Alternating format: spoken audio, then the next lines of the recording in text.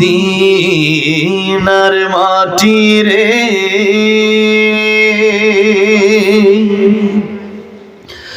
সকল সুখ বুঝি তোর কপালে ও মদিনা রে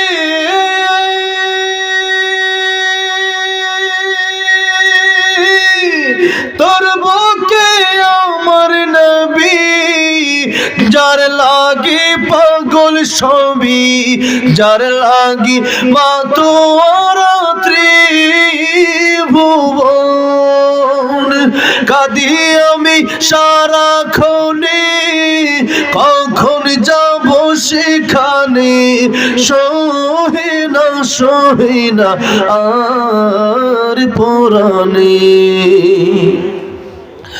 ও মদিনার মাটি রে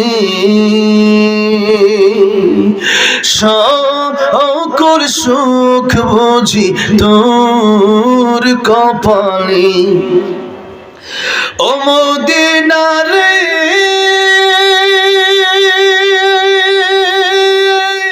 পাখি যদি হতাম আমি উড়ে উড়ে যেতাম আমি থাকতো না মনে কোনো যাতনা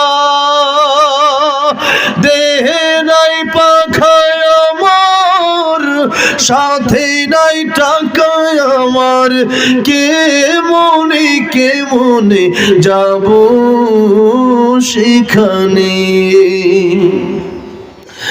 ও মদিনার মাটি রে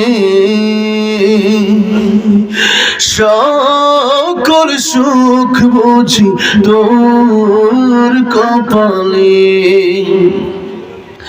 ও মদিনার মাটি রে সকল সুখ বুঝি তোর কপালে। আল্লাহ পাক সবাইকে বারবার মক্কা মদিনা যাওয়ার তৌফিক দান করেন। নবীজি বলছেন মান যারা কবরি ওয়াজাবাত লাহু শাফাআতি।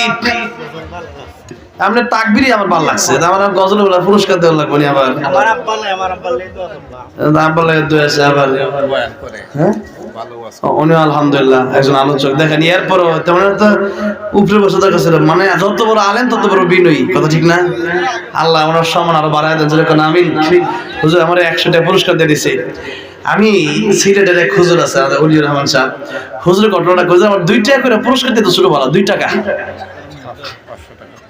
আমার এত পুরস্কার লাগতো এমনি আলহামদুলিল্লাহ খুশি। আমার ভাই ছেলেটার নাম আমার নামে রাখছে আমি খুশি তার মেয়ে আইছি আল্লাহ ভাই কি কবুল করেন। তো 600 টাকা অনেক মোটামুটি আবার যাওয়ার সময় তেলের টাকা হয়ে গেছে।